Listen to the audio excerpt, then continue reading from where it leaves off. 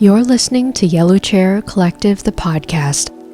Today at Yellow Chair Collective, the podcast, we're interviewing Kai T, also known as Katie. How are you today, Katie? Doing amazing. Thank you so much, Helen. Yeah, first of all, for folks that don't know Katie, I just wanted to say, talking to you, you have such a humble and open spirit whenever Oh, you share your experiences. And in the conversations that we've had, I've actually been really impressed by your experience with like mindfulness practice. And so in today's podcast episode, I just want you to like give people an overview of how you got into music and how you continue to cultivate it with mindfulness. I know it's a layered question, so yeah, take that's your a time. great question. Thank you so much. Mm. First of all, it's an honor to be here. Thank you for having me on the podcast. Um, and how I got into music, I started as a kid. I started piano lessons when I was in first grade. A lot, very Asian American, and Yes. I started with classical piano, but I was always interested in singing. And I didn't get to take singing very seriously until college. I went to USC and I founded an a cappella group, and it's our first East Asian a cappella group at USC, and that's when I started taking gigging and performing more seriously. And in terms of mindfulness, I would say that around 2021, I was diagnosed with bipolar.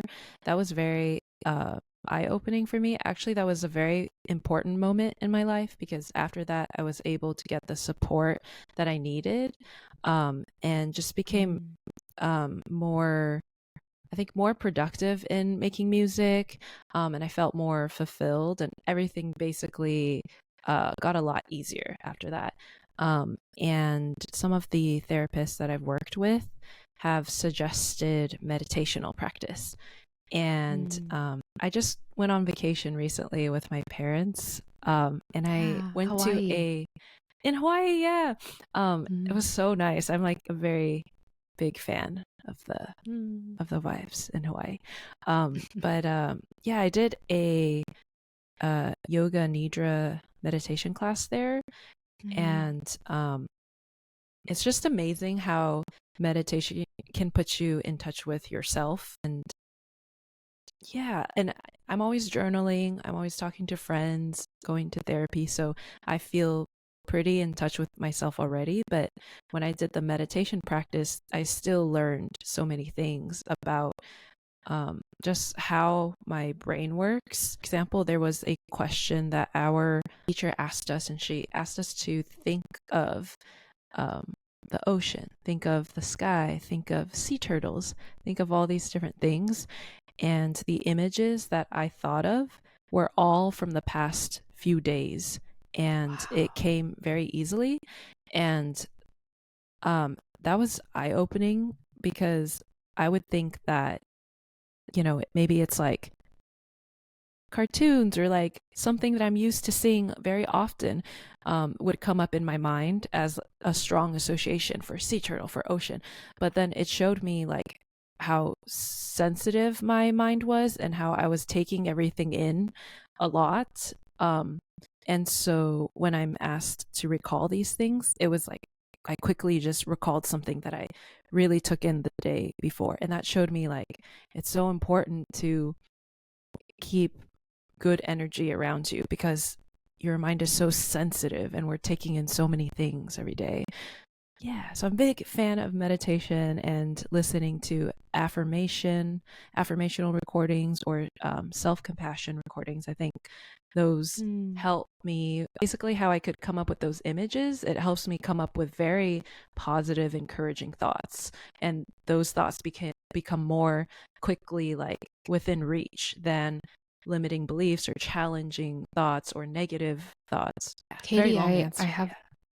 thank you so much for your long answer, mostly because there's a lot of content that I want to unpack there because Okay. I very few people who are diagnosed with bipolar talk openly about it as much as you do and as Yeah. openly as you do in your music.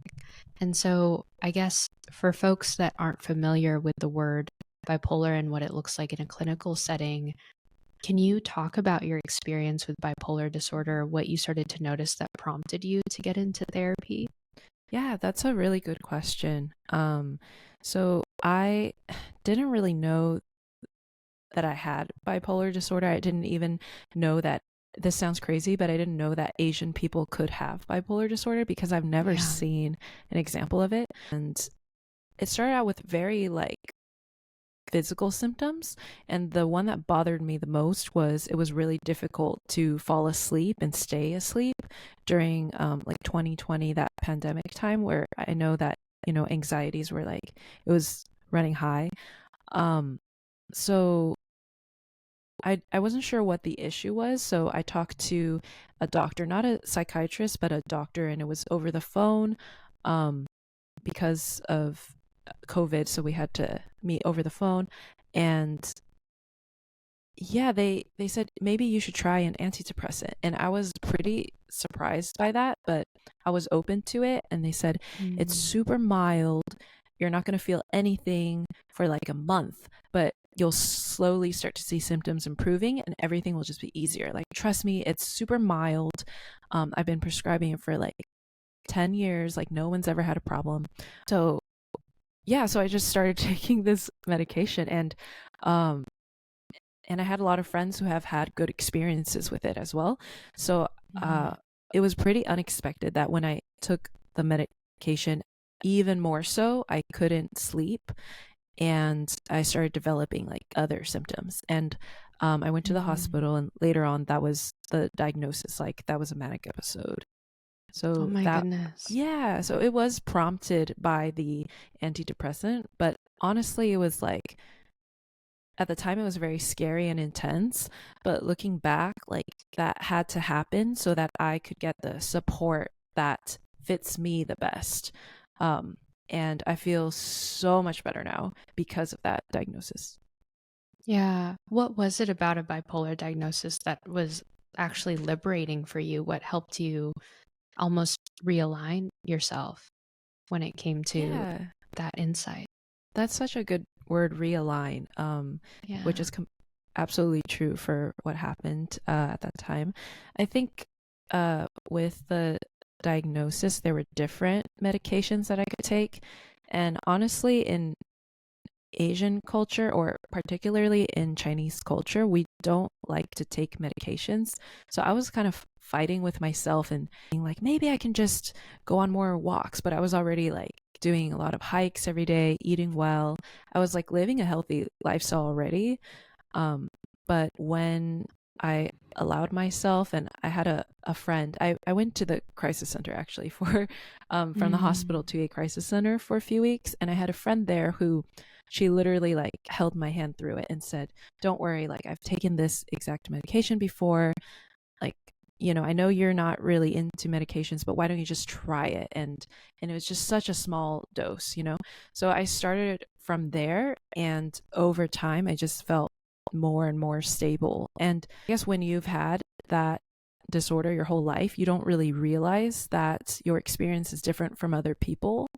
But Mm. once I started taking the medication, I actually felt like I related to people more, and I related to my friends more because I had a similar like emotional landscape and similar response to certain things. Whereas before, I think I was just so sensitive and had very like triggered responses to many things. And now Mm. I kind of understand where other people are coming from. And I'm like, oh, yeah, that is not um not as bad as it seems, and that this is totally fine. And yeah, just a lot Mm. easier. So Yeah. I think the medication helped a lot. Yeah. Yeah, Medication coupled with this new insight about something that you didn't even realize you were struggling with for most of your exactly. life. Wow. Yeah, yeah, When you talk about mindfulness, the reason why I'm going very slow about your bipolar diagnosis is that yeah. oftentimes I think it's misrepresented as a word in today's culture of, oh, I Right. think that person's bipolar because they're so moody, they're so up and down. But I think that a lot of people don't understand that a manic episode doesn't always look like moodiness. Oftentimes that really more so points with a lack of emotional regulation. But Mm-hmm. when you talk about a manic episode, sometimes it does look like, when people talk about mania, going up and down in mood. Mm-hmm. And by mood, I Yeah. mean like sometimes it's hard to sleep, right? Sometimes Mm-hmm. you talk really fast, Yeah, high irritability. But for you, what does exactly. that Yeah. look like? Yeah, that's a really good point. Because at the time, even my roommate said, like, I didn't know you were struggling with this. You don't seem and at the time I thought I had depression and not bipolar. And she said, you don't seem depressed. Like, I have lots of friends who struggle with this, and you don't seem, you're always smiling, and you have so much energy. Um and yeah, I got that response from some people. And the more I learn, the more it's apparent that everyone's personality is so different that the symptoms will show differently as well. So it can be very difficult to diagnose as well, Mhm. because of those reasons. Yeah, for me, I had a lot of like physical symptoms. Like my weight would fluctuate a lot, and the trouble sleeping. Um, and I didn't know it at the time, but it was reflected in my lifestyle.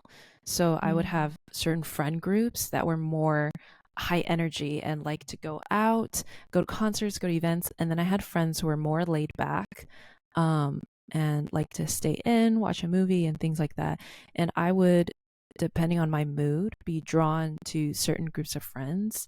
And I remember thinking, like, how come no one ever stays the same? Like, I'm like drawn to this group, but now they're too high energy, and now like I don't want to go out every night, and they're just too much. And then I would go to my chill friends, and then but after a while I'd be like, why are they so chill? Like, and I always felt like other people were changing, but looking back, it was my mood states that were changing, that was causing Mm. me to relate to others differently, because all of a sudden I'm high energy compared to my chill friends, or all of a sudden I'm really chill compared to my high energy friends. And I think after being diagnosed, it took some time to understand like what was my personality, or my quirks, or history, or trauma, or experiences, and what is part of like symptoms of bipolar. Mm. Yeah.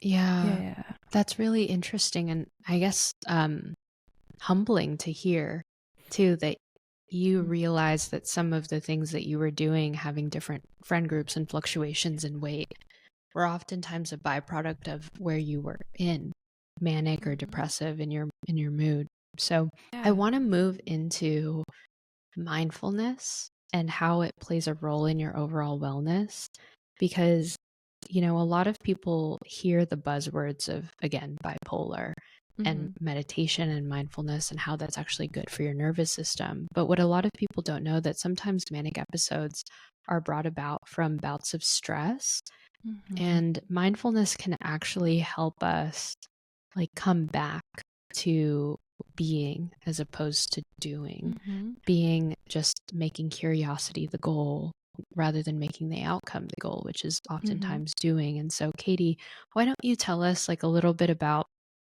how yoga nidra, how mindfulness, Mm-hmm. going on walks has helped you in your practice? Yeah, I think that's a really good point that yeah, mood episodes are brought on a lot of times by stress, and how I can handle stress is directly related to the quality of life that I can experience. So it's really important for me to kind of like take a step back and reflect. And to me, meditation is a way of talking to myself, just like journaling, writing poems, writing songs, talking to friends, going to therapy. These are all ways that I talk to myself. And I think meditation is a way of talking to myself in terms of my subconscious, and just not only what I am aware of, but things that take a lot of space to come up. And I think in the beginning, it was really hard for me to meditate because I had a lot of racing thoughts. And that's another symptom of manic episodes, is to have a lot of thoughts that are going kind of like randomly, very quickly. And sometimes you can't even think of the end of one sentence and another thought comes in. So it's that can get pretty severe to the point where it's difficult to drive or um, Mm. function, honestly, or have a conversation that makes sense. So yeah, I think meditating and just being kind of silent and stepping back. I know this is talked about a lot, but stepping back and observing your thoughts as they go by. So instead of thinking like I am everything that I'm thinking, I'm kind of standing there watching like thoughts go by, like cars go by, or like a river, like water going by, and just looking at my thoughts and being like, huh, like that thought right there is, where did that come from? Like, why do I think that? And is that thought true? And is that thought constructive? Is it helping me? And at the time, I had a lot of thoughts that I would, essentially things that you repeat to yourself that were not constructive, or even just like negative thoughts that weren't even true. And yeah, that was a big realization for me. And I think like you mentioned, being present helps combat stress a lot of times. I always do the breathing exercises where you inhale for 4 seconds and hold for 4 seconds and exhale. Yeah. Um Box breathing. yeah, and that kind of helps me just connect to myself physically, Mm. and little things like that. Like when I wake up in the morning, before I open my eyes, I try to get a sense of what my hands feel like, what my legs feel like, and just actually feel the experience of living in my body. And sometimes like certain feelings will come up or certain anxieties, and at that moment it's like really obvious if something is making you anxious, because you wake up like kind of peaceful and then you think of something and then you feel your anxiety like shoot up, and I'm like, oh, guess that thing is really making me anxious. Yes. Yeah, it's an That's so true. ongoing practice. And one thing that was really impactful is was talking to one of my therapists, and I said, oh, I don't think I could meditate. I couldn't focus for the whole like 30 minutes. I was thinking about other stuff, and I think I just like, maybe I should just do this because it's not working for me. And she was like, well, you don't need to be an overachiever. Like, you don't need to achieve anything with the Mm. meditation. You just need to like do it. And once she said that, it gave me the freedom to accept how my mind was talking at the time, like if it's really chattering or if it's more peaceful, and just accept it and just observe it. And I feel like the Asian in me like really wants to like overachieve on everything, but when she said you don't need to overachieve, this is just, you don't need to accomplish 30 minutes of meditation or 1 hour. You just try it and just like enjoy it. You don't need to accomplish everything. How do you think the Asian in you has led to this lack of balance when it comes to just being a person? Yeah, that's a really good way to put it. And I would say that's like super relatable to a lot of people. Just because having parents who immigrate here, they did what they needed to do in order to survive. And so you growing up, you kind of feel the weight of that and think, I have to contribute too. And our way of contributing is by doing well in school, getting into a good college, getting a scholarship, contributing, I guess, financially in a way. Um, Mm-hmm. and I think I think that is actually of itself a really good thing. But if that's your only focus, and if that's a bigger focus than your well-being, then over time like you get super stressed and you get burnt out. And that definitely happened to me when I went to college, which is sort of why I turned to music, because classes, I think I was burnt out of classes by that time. And when I went to a cappella practice, I just felt like I was with my friends and we were doing something fun, and performing with them is so fun, and going out to eat Chinese food after performing. And I think singing is actually one of the things that always calms me down, because we use so much air that it's almost like I'm doing a breathing exercise. Yes. Yeah, I've Yeah. heard so many singers say that for them, music is a meditation in itself because you're putting your focus back on you and how you're feeling, how you're doing. And lyricism in that way is almost like an expression of what's always been underneath. Yeah. And like, I guess I'm curious about so much of your journey in music because you, in a lot of ways, if you look at the timeline of your life, growing up with immigrant parents, growing up Chinese, being bilingual in the Mandarin and English ways, you learn how to code switch in a lot of ways. And so, I guess, how does music become then your area of expression? Like, what is it about the art that gets you to stick with it for as long as you have? Yeah. That's a really good question. And I like how you use the word code switch because I think Yeah. that's just really insightful. Yeah, I think growing up Asian American, I think we do code switch a lot. Like at school, maybe in English we're a certain way, maybe speaking in Mandarin we're a certain way. And um, yeah, and I think with my song Haoba, I wanted to write it in a language that doesn't necessarily like exist. It's not like completely grammatically correct, but um, it's true to my experience and how I speak. I often mix Chinese words and English words Mm. together, and so I wanted the lyrics to reflect that. And I think this song brought out a lot of humor in me, which I think is a big part of my personality, but sometimes I might feel super shy. So I think through song, I was able to have different characters. And with each character, there's a different voice, and I use a different voice to say certain things. And there's like, a more trolling attitude for the first two verses. And then the third verse is very like, it's, it's just spoken word. It's just me speaking, and it's how I really, really feel. And the lyrics are from like poems that I wrote. And yeah, it was really interesting how everything came together very organically.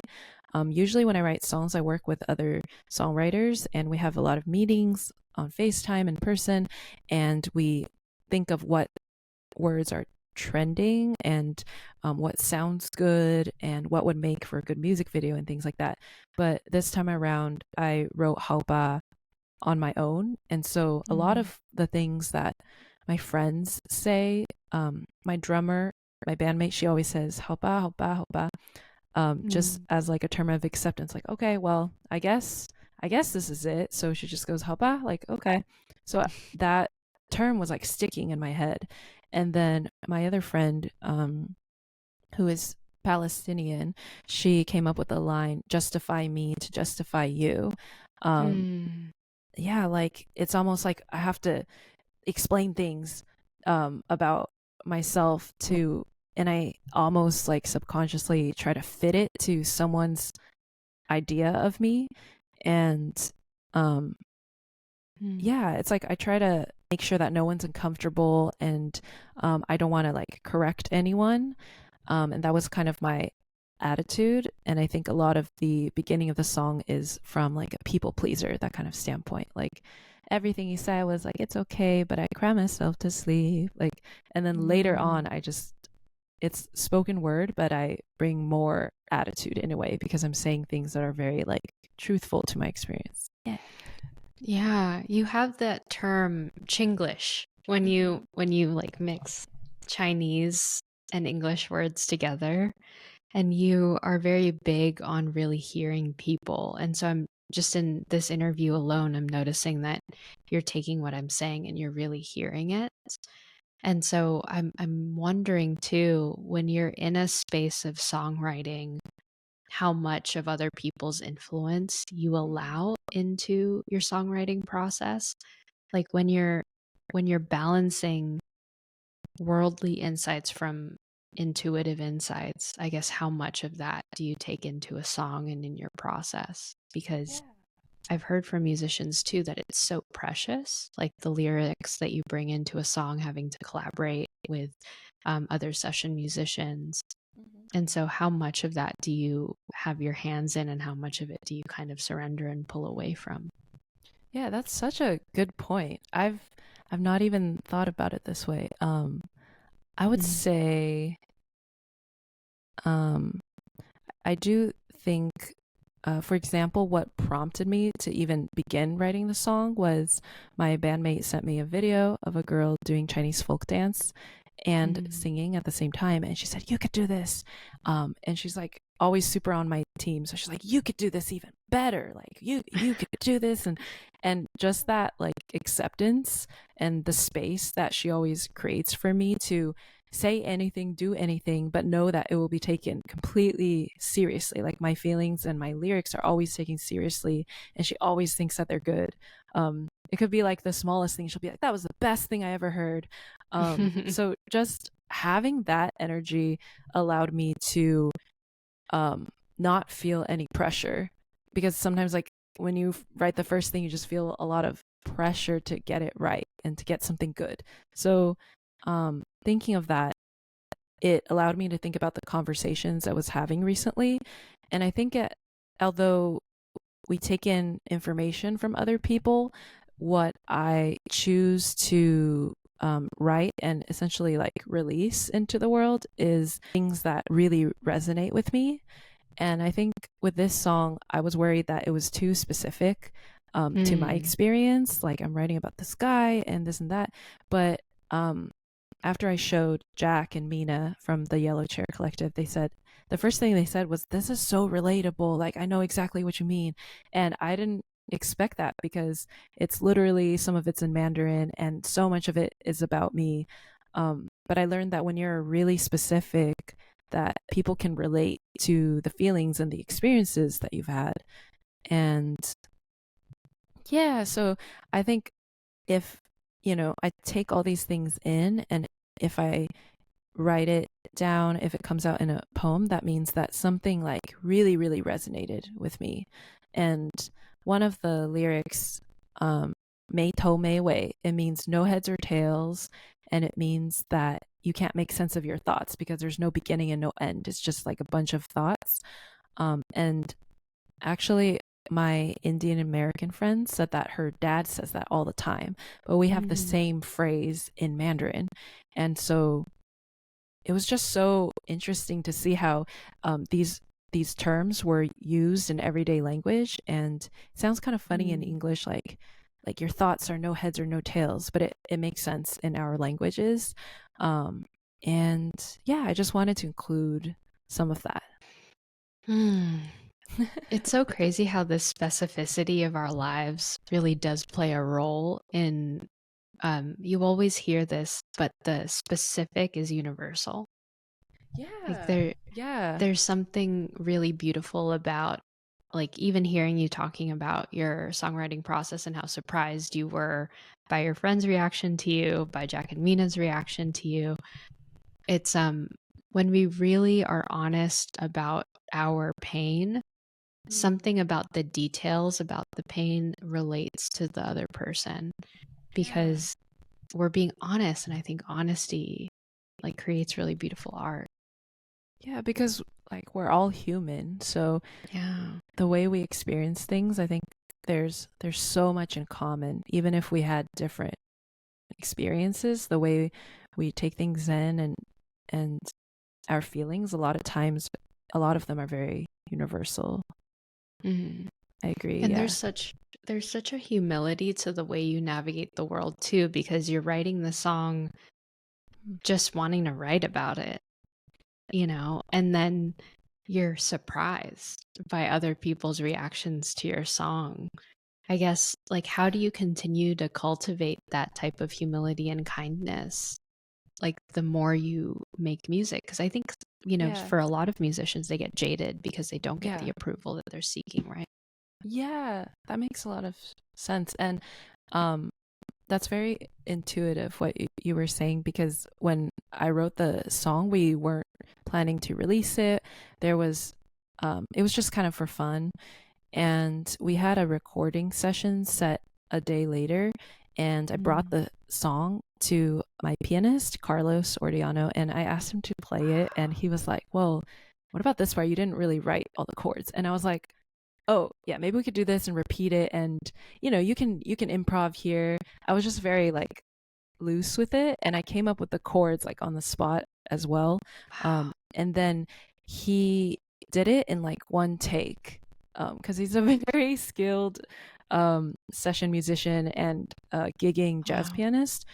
um, and so we took that one take, and that's what is in the song today. And I think a lot of the process is very like playful, and my bandmate and I always talk about having that childlike sense of playfulness.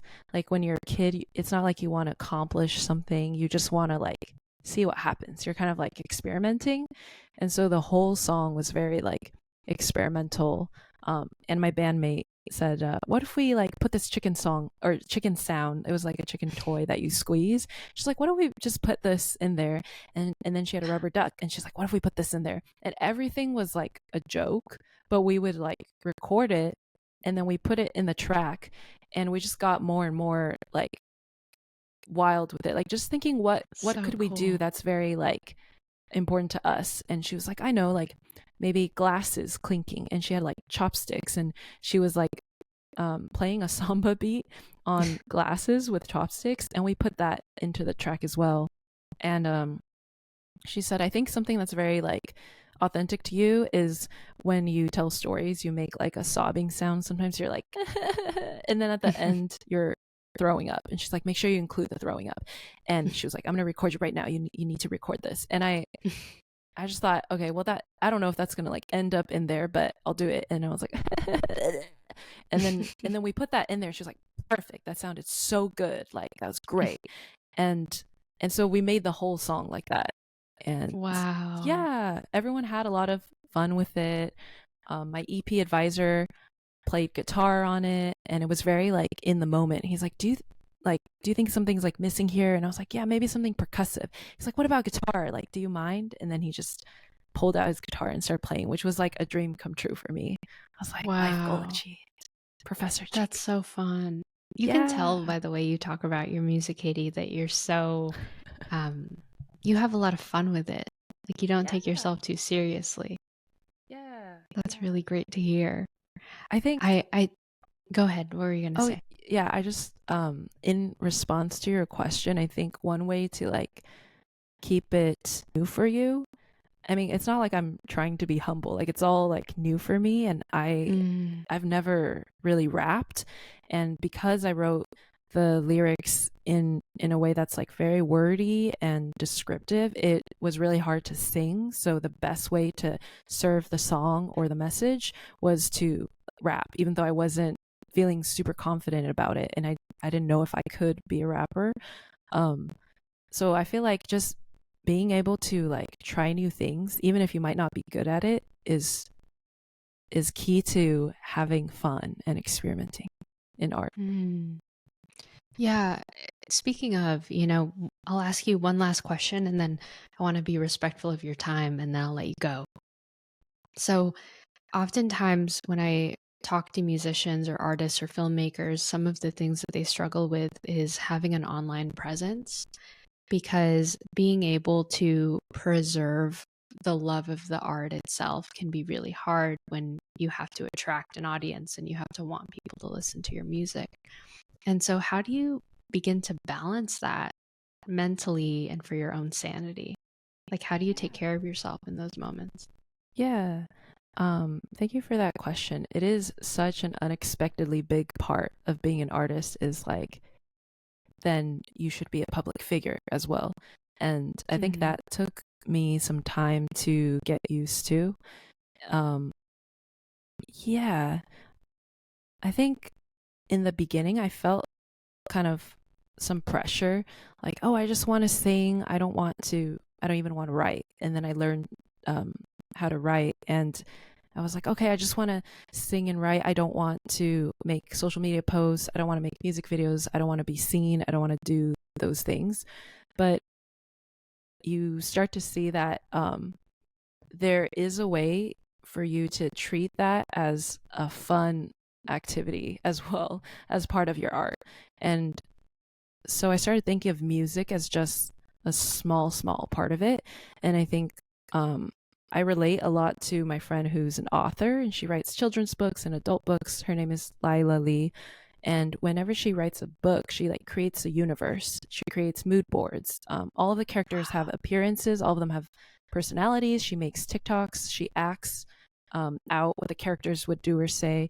And it kind of helped me realize like we are just creating our own little world, which we do as kids. And it's super fun to just think of in this world, like this means this, and this character is like this.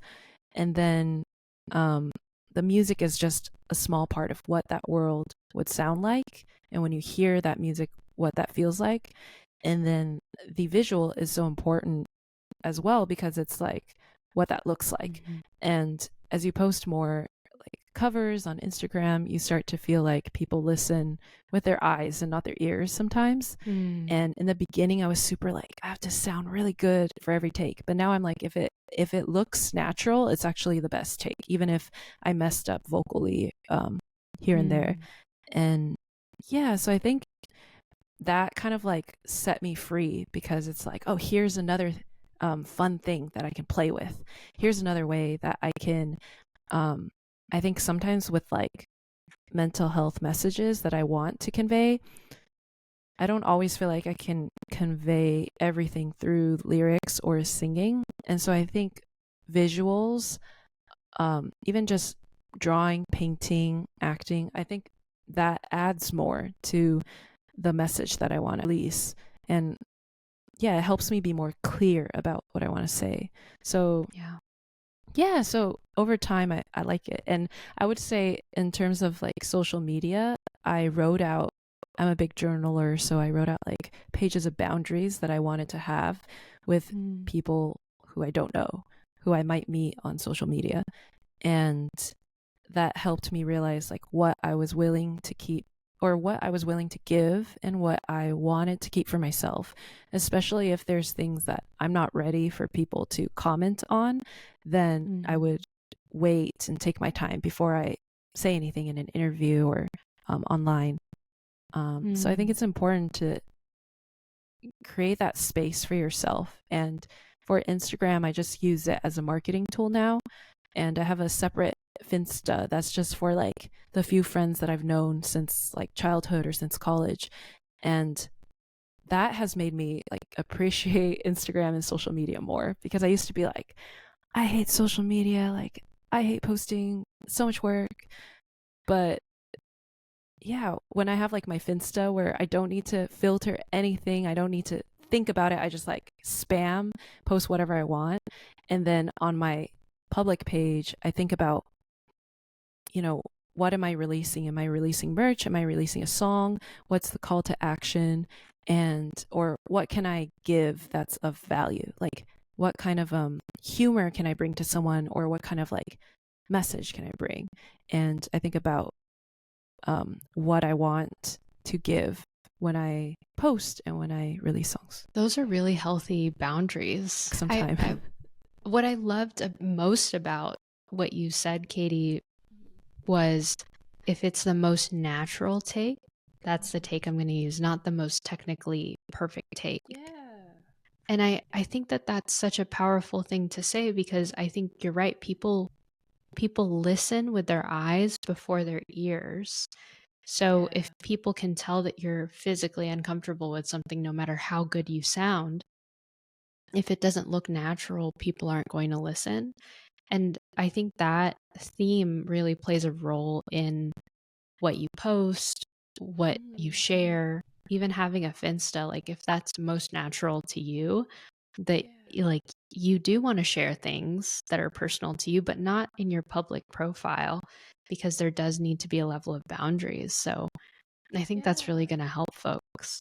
Yeah. And just like treating like everything else as flexible instead of your boundaries being flexible, like just thinking about even the way Instagram works. How can I like make the algorithm, the For You page work for me? Like I don't like to see these things. So let me tell the app, let me tell them I'm not interested so that I can control what I'm taking in as well. Like there's so many little things that before I was like, ugh, this is the way social media is. It's like so annoying. But then my friend Lila, she'll curate her feed so that it's, you know, things that feed her instead of just like things that are really disruptive.